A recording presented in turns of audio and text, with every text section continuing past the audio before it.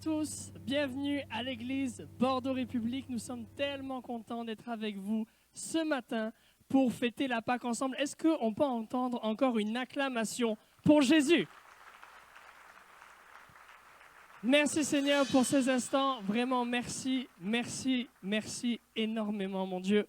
Et aussi je tiens à encourager et à remercier toute l'équipe pour ce merveilleux spectacle, pour ce merveilleux moment qu'ils ont pu nous donner. Ils ont beaucoup répété et vraiment j'ai pu les voir, franchement ils se sont donné vraiment un lourd travail. Est-ce qu'on peut les remercier aussi et les encourager s'il vous plaît?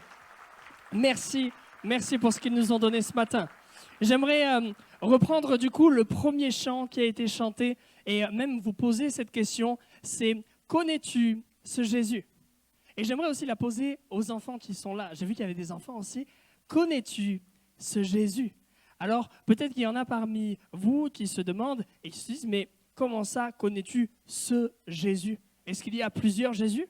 Alors bien sûr, pas du tout, il n'y a pas plusieurs Jésus. Mais je me rends compte, en discutant peut-être avec plusieurs, que nous n'avons pas tous la même représentation de Jésus. Pour certains, Jésus est ce petit bébé qui est resté dans une crèche, accompagné peut-être d'un âne et de ses parents. Pour d'autres, Jésus est cet homme influent que l'on peut retrouver dans les livres d'histoire, mais il est seulement là-dedans.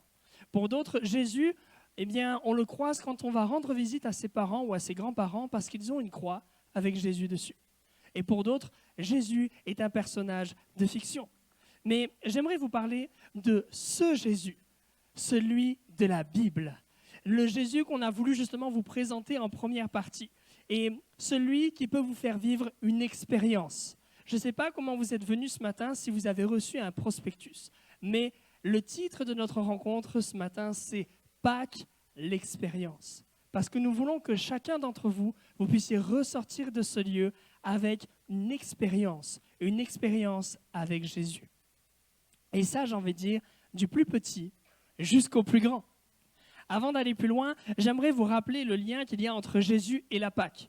Et oui, parce que la Pâque, ce n'est pas simplement du chocolat, ce n'est pas simplement un lapin ou même des cloches. C'est bien plus que cela. La Pâque nous rappelle le jour où Jésus nous a permis de recevoir le plus beau cadeau que Dieu nous a offert. À la base, nous devons donner un agneau à Dieu le jour de la Pâque. Eh bien, à l'époque de Jésus, il est devenu lui-même l'agneau de chacun d'entre nous pour que nous puissions recevoir la grâce de Dieu. Jésus nous a permis de recevoir la grâce de Dieu. Alors, peut-être que certains se demandent, mais qu'est-ce que la grâce? Eh bien, pour répondre à cette question, je vous invite à lire avec moi dans Éphésiens chapitre 2 et au verset 8. « Car c'est par la grâce que vous êtes sauvés, par le moyen de la foi. Et cela ne vient pas de vous, c'est le don de Dieu.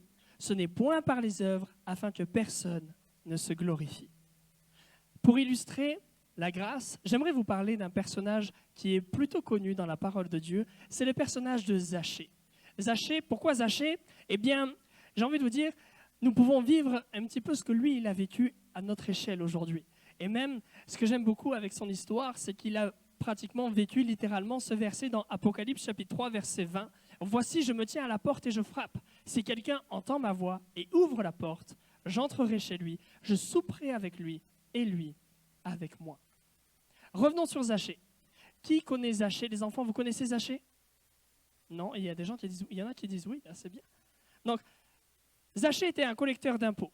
Et malheureusement, à l'époque, ils étaient très mal vus et on les considérait même comme des voleurs. Est-ce que les enfants, vous savez qui sont les collecteurs d'impôts? Non. Alors, je demandais à 4 enfants de venir avec moi. Est-ce que tu peux venir avec moi? Toi aussi. Et là, il y a 2 grands enfants qui lèvent la main. Venez avec moi, vous aussi. Alors, toi, tu vas te mettre ici. Toi, tu peux venir ici. Et les 2 grands enfants, vous vous mettez à la suite sur la même ligne.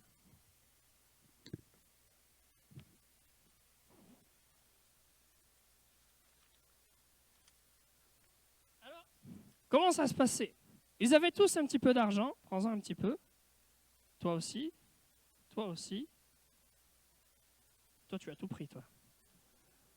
Et un petit peu pour toi aussi. Et donc Zachée, donc c'est moi, il venait récupérer à la base simplement l'impôt. Donc je vais te prendre un billet. Mais comme je ne suis pas très sympa, je vais t'en prendre un petit peu plus. Et puis, toi aussi, il fallait que je te prenne un petit peu d'argent. Mais tu sais, moi, en ce moment, j'ai besoin d'en prendre un petit peu plus. Mais bon, on n'en parlera à personne. D'accord? Et puis, eux aussi, mais vous, comme vous êtes plus grands, vous savez quoi? Moi, je vous prends tout à vous. Merci, vous pouvez aller vous asseoir. Vous pouvez les applaudir. Merci, les garçons.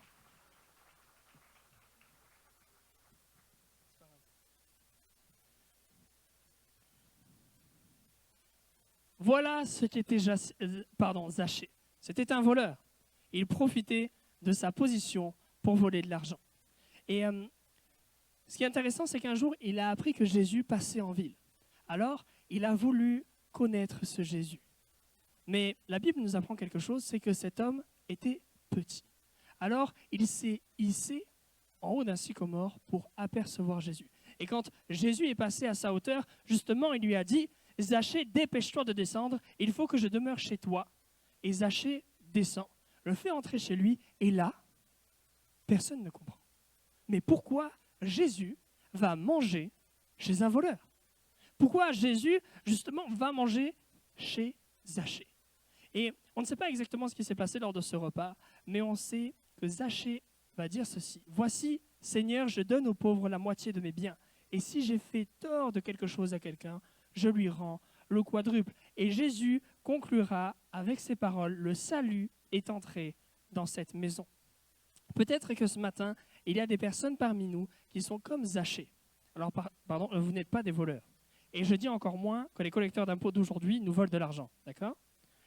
Par contre, peut-être, tout comme Zachée, au début de notre histoire, vous n'avez pas encore rencontré ce Jésus. Ce que je veux dire, peut-être que vous êtes loin de Dieu. Et simplement à cause des erreurs de la vie.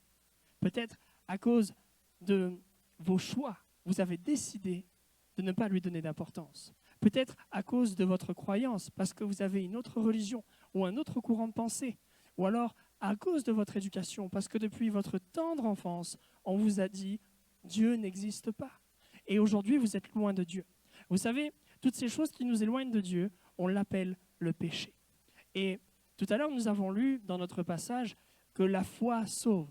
Eh bien, sachez que le péché, lui, mène à la mort, nous dit la Bible. Le salaire, le résultat d'une vie dans le péché, c'est la mort. Alors bien sûr, je ne parle pas d'une mort physique, je parle d'une mort spirituelle. Et même bien plus, des gens qui sont complètement dans le péché parfois vont très mal moralement et même psychologiquement. Ils ont du mal à vivre leur vie. Et j'aimerais vous montrer maintenant une image du péché. Je vais inviter Evan à venir avec moi, s'il te plaît. J'ai un cadeau pour toi. Viens.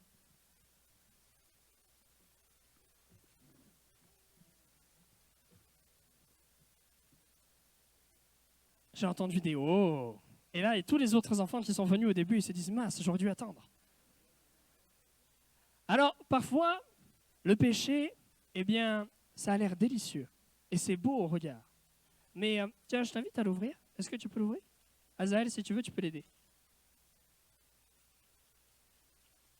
Allez-y, allez-y, allez-y, allez-y.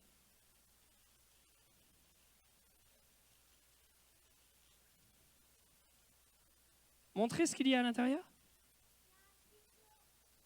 Est-ce que tu es sûr que... Oui. Non. Oh. Allez vous asseoir. Merci les garçons. Alors, ne vous inquiétez pas, il l'a mangé ce matin. Je ne suis pas un... Mais tout ça pour vous dire que le péché, c'est exactement ça. Le péché arrive à nous avoir avec nos yeux, avec nos sens ou autre chose, mais il nous fait croire des mensonges parce que c'est vide. C'est vide. Voilà ce que fait le péché dans nos vies. Vous savez, la grâce est une faveur. C'est un cadeau immérité de Dieu. Pour Zachée, quand Jésus lui a demandé de manger chez lui, eh bien, c'est quelque chose qu'il ne méritait pas. Et pourtant, c'est Jésus qui l'a demandé. Eh bien, comment se dire, mais Jésus a décidé d'aller manger chez un pécheur. Il a décidé d'aller manger chez Zachée, celui qui volait de l'argent. Et on a envie de se dire, mais c'est complètement impossible. Et pourtant, Jésus l'a fait. Eh bien, vous aussi, qui avez décidé de faire peut-être des mauvais choix dans votre vie, vous qui avez décidé de mettre Dieu loin de votre vie, de ne pas lui donner d'importance. Vous qui avez décidé peut-être une autre religion, vous qui décidez de vous conforter dans votre éducation en vous disant que Jésus n'existe pas, vous ne méritez pas la grâce de Dieu. Mais pourtant, quand Jésus s'est sacrifié le jour de la Pâque, il nous a donné accès à cette grâce. Il nous a donné accès à Dieu, alors que l'on ne mérite rien. Et c'est ça qui est magnifique. Parce que peut-être que certains là se disent ce matin, mais pourquoi donner accès à Dieu à des personnes qui ne le méritent pas? Parce qu'il faut comprendre quelque chose avec Jésus. C'est qu'il nous aime d'un amour immense. Il nous aime d'un amour tellement grand. J'aimerais aussi vous dire, à vous qui connaissez Jésus peut-être depuis longtemps, eh bien, peut-être de vous rappeler simplement ce qu'est la grâce de Dieu. On a tendance à oublier que tout n'est que grâce et qu'elle joue un rôle très important dans notre vie. Dans Tite, chapitre 2, verset 12, elle nous enseigne à renoncer à l'impiété, aux convoitises mondaines, à vivre dans le présent selon la sagesse, la justice et la piété de Dieu. La grâce est un professeur qui nous enseigne à renoncer au péché et à vivre selon la sagesse, la justice et la piété de Dieu. Si toi aussi, mon frère, ma sœur, ce matin, tu te dis, mais je ne mérite pas en fait cet amour. Je ne mérite pas en fait d'être proche de Dieu parce qu'en ce moment, ma vie spirituelle, elle est au plus bas. Ma relation avec Dieu, elle est tellement mauvaise, elle n'est plus comme avant. J'ai délaissé ma Bible, j'ai délaissé mes temps de prière, j'ai délaissé l'Église. Et je ne mérite pas tout cela. Mais j'ai envie de te dire une chose. Oui, tu ne le mérites pas. Et pourtant, c'est un cadeau que l'on te donne. Souvenez-vous ce que nous avons lu. Cela ne vient pas de vous. C'est un don de Dieu. C'est Dieu qui nous le donne. On ne mérite pas toutes ces choses. Je vais inviter les musiciens à revenir, s'il vous plaît.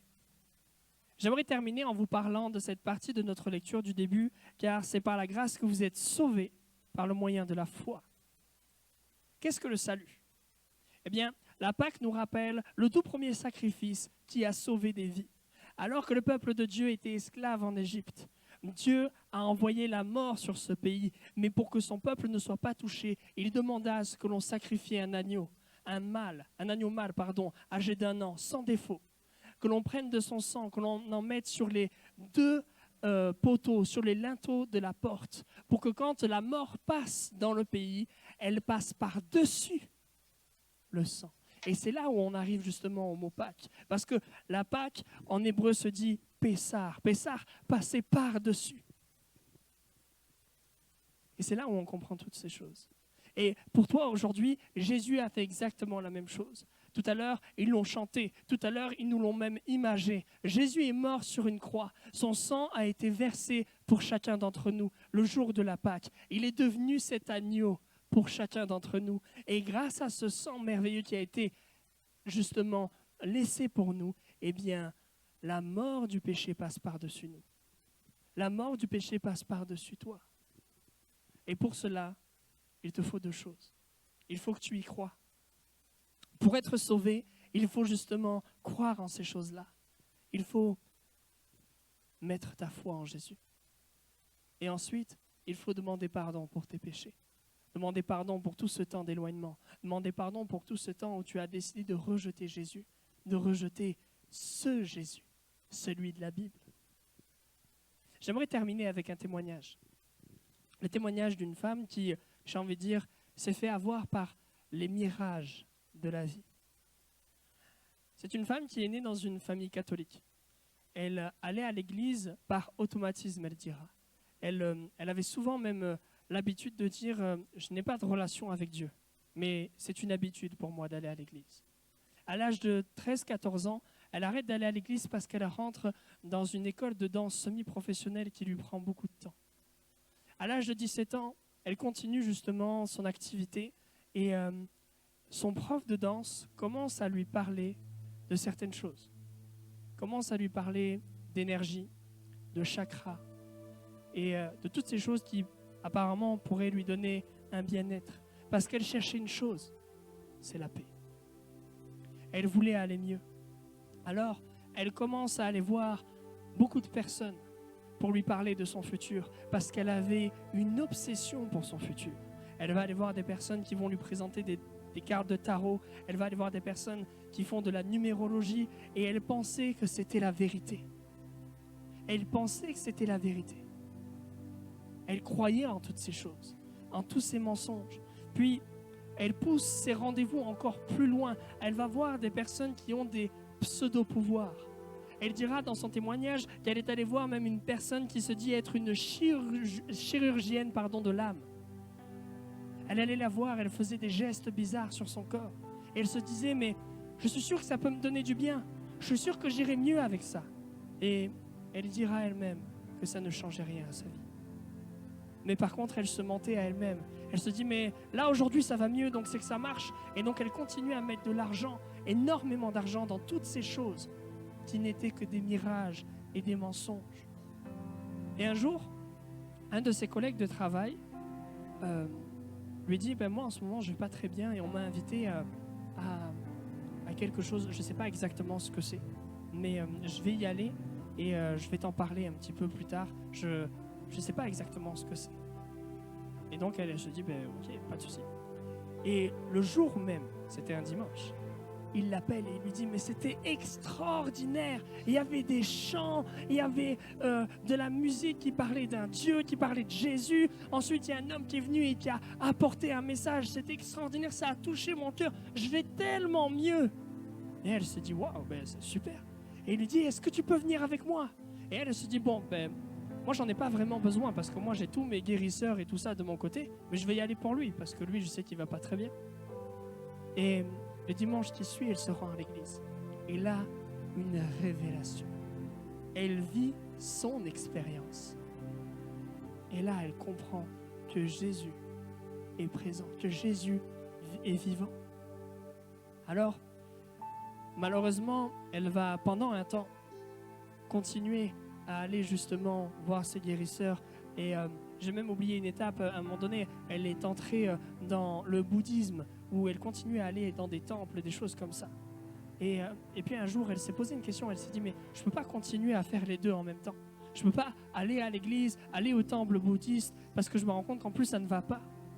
Et elle s'est dit, mais il faut que je change tout ça. Et elle s'est dit, donc, je vais aller voir mon prof, celui qui m'a initié à toutes ces choses, et je vais lui poser une question. Pour elle, c'était Dieu qui lui demandait de faire ça. Elle lui dit, est-ce que vous croyez en Dieu? Et là, il va la regarder, il va rire, il va dire, mais pas du tout. Dieu n'existe pas. Et là, elle a compris, elle s'est dit, mais je ne peux pas continuer à faire ces deux choses. Et donc, elle va rentrer chez elle et elle va jeter tous ses rendez-vous, toutes ses cartes, toutes ces choses qui étaient présentes dans sa vie. Et elle va dire, maintenant, je me donne complètement à Jésus. Et elle dira quelque chose d'extraordinaire, c'est, pendant 10 ans, elle a fait toutes ces choses. Elle est rentrée dans le bouddhisme, elle est allée voir des guérisseurs et tout ça. Et ça n'a rien changé à sa vie. Et en 6 mois, Jésus a transformé sa vie. Jésus lui a fait beaucoup plus de bien en 6 mois qu'en 10 ans de vie avec toutes ces choses qui ne sont que des mirages, qui ne sont que des mensonges. J'aimerais terminer simplement en vous disant cela. Est-ce que toi aussi, tu as cru à ce mirage? Est-ce que toi aussi, tu cherches peut-être la paix, mais, malheureusement, tu n'es pas allé au bon endroit? J'aimerais te dire, en tout cas, aujourd'hui, tu es au bon endroit. Et ce qui est merveilleux en plus, c'est si tu commences à t'intéresser à Jésus maintenant, j'ai envie de te dire, lui, il s'intéresse à toi depuis bien plus longtemps. La parole de Dieu nous dit qu'il nous connaissait avant même que l'on soit formé dans le ventre de notre mère. Alors ce matin, je t'invite à rencontrer ce Jésus. Je t'invite à rencontrer celui qui peut sauver ton âme. J'aimerais que l'on puisse simplement fermer les yeux, que l'on puisse tous se recueillir. Si tu ne te sens pas concerné, je vais te demander simplement de respecter les autres et de fermer les yeux toi aussi, s'il te plaît. Et j'aimerais simplement, et il n'y a aucune obligation, vous présenter un appel et vous dire, si toi, justement, ce matin, tu te sens concerné et que tu as envie de dire, j'ai envie de suivre Jésus. J'ai envie de recevoir cette grâce que je ne mérite pas. J'ai envie de recevoir ce cadeau merveilleux. Je t'invite simplement à lever ta main à ta place. Et personne n'est là pour te regarder, personne n'est là pour te juger. Il y a des mains qui commencent à se lever. Et c'est bien, je vois qu'il y a même des enfants qui se sentent concernés. Peu importe ton âge, peu importe ce que tu fais dans la vie ou ce que même tu as fait, je t'invite simplement à lever ta main Il y a des mains qui se lèvent et on ne regarde pas à droite, à gauche. On ne fait pas attention. Et on dit, Seigneur, je veux simplement recevoir ce cadeau merveilleux. Je veux simplement recevoir cette grâce. Seigneur, je veux te prier pour toutes ces mains qui se sont levées. Merci, mon Dieu, pour ce sacrifice parfait à la croix. Merci parce que tu as décidé de mourir pour chacun d'entre nous. Seigneur, c'est tellement merveilleux. Je veux te prier pour toutes ces personnes qui ont levé leurs mains, qu'elles puissent, Seigneur, aujourd'hui vivre une expérience avec toi, mon Dieu. Qu'elles puissent sortir de ce lieu en étant complètement différents. Au nom de Jésus, maintenant, tu interviens dans leur vie. Tu viens résoudre des situations qui sont compliquées. Tu viens, Seigneur, mettre des mots rassurants. Tu viens les encourager. Tu viens les entourer par ton amour. Tu viens peut-être guérir là où il y a la maladie. Tu viens, Seigneur, faire des miracles merveilleux, mon Dieu. Parce que nous croyons que tu peux le faire. Et tous ensemble, nous disons Amen.